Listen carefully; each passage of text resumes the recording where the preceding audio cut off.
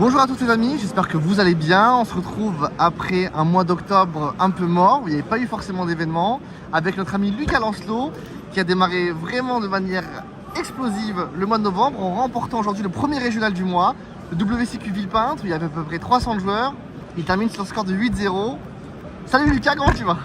Bah ça va bien, on est de retour après un petit top à Lille et du coup on s'est dit ça peut lancer une potentielle course au point pour les Worlds. Puis on s'est dit on va faire tous les régios du mois de novembre parce que c'est un mois assez chargé quand même et puis ça fait du playtest pour Bologne aussi donc on se retrouve à Paris ici au réseau de Villepinte. Alors la dernière fois qu'on t'a quitté, tu jouais Mitsu pur. Est-ce qu'aujourd'hui on est sur la même liste ou il y a eu un changement radical? Pas du tout, je suis parti à Anaheim du coup. Le deck n'a pas trop marché, après il y a eu la banlist, etc. Donc on a vu que le format a un peu changé. Je me suis dit, on va tester d'autres choses et ça a plutôt bien marché. Ah, tu finis en 8-0, donc je t'invite à nous présenter ton deck. Qu'est-ce que tu jouais? Vas-y. Voilà, alors je jouais K9 Dracotail. Donc j'ai une partie K9 qu'on verra après. C'est un Dracotail classique en main. Donc je vais aller assez rapidement parce que je pense qu'il n'y a plus besoin d'expliquer trop les. En free spot du coup? Voilà, donc là je vais commencer par les end-traps, entre guillemets.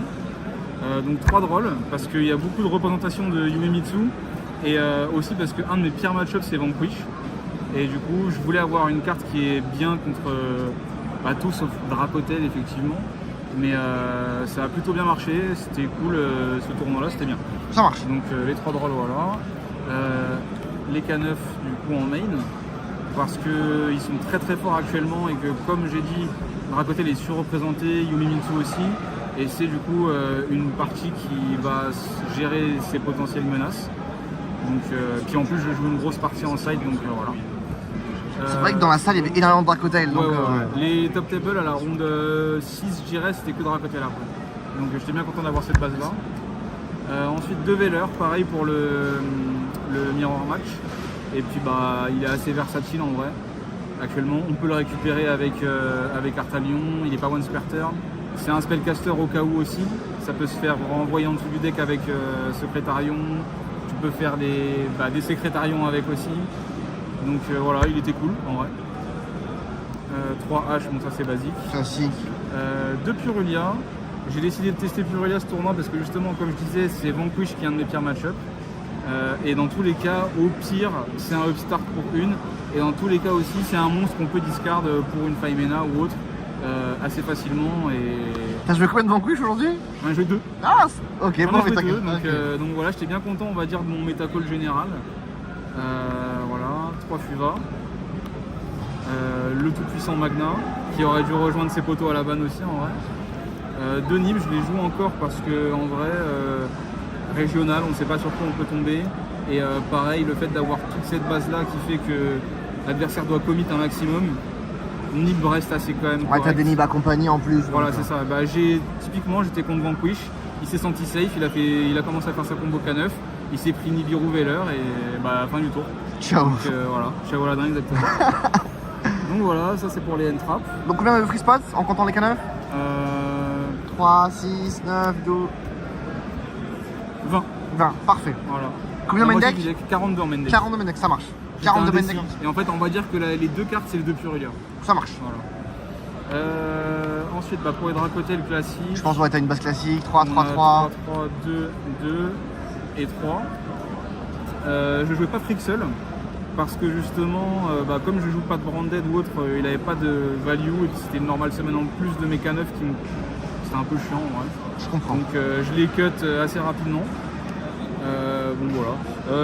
2-2 parce que t'as besoin quand même de ces cartes là à discard avec Faimena, ça fait encore plus d'interruptions pendant le tour adverse.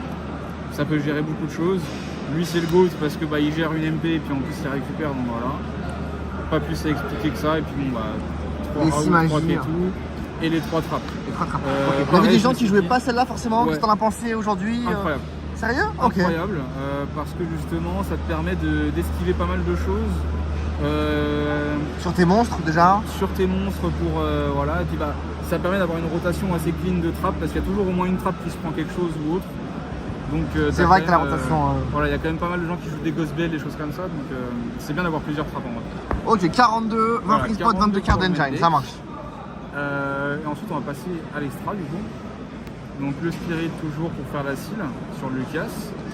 Une SP parce que je joue les K9, du coup bah, elle est justifiée. Saryuja, vous verrez après pourquoi.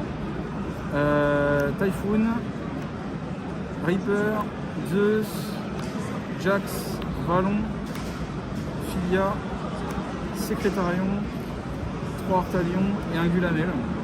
Alors tout semble très classique à part cette carte-là. Ouais, exactement. Et puis bon, bah, j'ai quand même pas mal d'X6 5 aussi. Pour tes K9. Donc j'ai choisi d'avoir ces 3 là parce que ça me paraissait être les plus pertinentes. J'ai essayé Tiras aussi. Tiras qui peut être pas mal avec Zeus. Mais bon, au final, je préférais avoir Typhoon qui me semblait plus pertinent avec Lupus solo. Parce il est quand même. En fait, le play de faire Typhoon pendant le tour adverse, into je tape, into Battle Zeus, ouais, c'est. intargetable, etc. C'est quand même assez pertinent. Donc voilà. Et voilà, donc je vais expliquer par rapport à cette base-là pourquoi. Hop, on va voir dans le site directement. Alors du coup, une piège, enfin une Spell, magie, quand même, ok. K9, une case, un Overwolf, 2 Joe-Cool, un lanterne, 3 Noroi. Waouh! Voilà, donc ça, c'est la base que j'ai décidé de jouer en Go First, on va dire, c'est entre guillemets mes Footgate. Ça me permet d'avoir une flexibilité sur certains match-up aussi. Alors notamment, en fait, le fait de voir la main avec Noroi, le fait d'avoir un play sous Fuva avec la magie rapide, c'est assez important. Donc voilà, cette base-là était incroyable tout le région. Je pense que tu as dû surprendre à chacun des adversaires parce qu'en général, on va enlever Droll contre Dracotel, on va enlever les Purulia, enfin on va pas s'aider les Purulia, etc. Et je pense que tu as énormément surprendre. Il y a beaucoup de cartes qui sautent, et en fait, dans Dracotail, le fait de voir la main avec Noroi, les 3 trappes elles sont MVP. Parce que du coup, tu peux choisir ce que tu vas negate consciemment, on va dire, et tu sais de quoi tu peux avoir peur ou quoi. C'est vrai que je comprends. Le fait de voir la main comme ça, c'est vraiment important dans Dracotail. Donc voilà, comment t'es venu cette idée de mettre les K9? T'avais un groupe de travail, t'as réfléchi En fait, j'étais franchement, honnêtement, j'étais sur DB en train de regarder un peu ce qui se passait. Et je voyais que Vanquish depuis la ban avait quand même pris pas mal de popularité. Et je me dis, mais s'ils le font dans Vanquish, le fait d'invoquer Noroi, de faire une full combo avec Saryuja, pourquoi on ne le ferait pas dans Dracotail, qui a la même technique avec Saryuja et Spelucas ou autre chose, qui peut te permettre de commencer à jouer en Dracotail. Et en plus, Saryuja et Dragon qui permet de faire une style. De faire une style, vraiment c'est incroyable. Voilà. Il fait le café, Saryuja. Donc, il était vraiment très intéressant.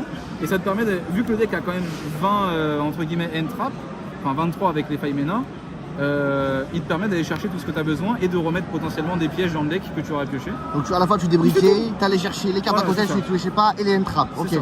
Donc vraiment MVP, t'as kiffé. Ouais, c'était vraiment intéressant. Et du coup, après, j'ai mon side donc, de 6 cartes. Go second. Un plumeau pour tout ce qui est deck MP, etc. Les Audions, les machins, on sait jamais. 3 Mauls parce que c'est une très bonne carte contre Yumimitsu. Mitsu pur, entre guillemets. Même Yumi, c'est pas mal. Malice, qui revient un petit peu. Il y a beaucoup de Malice quand même. On en a vu pas mal aujourd'hui.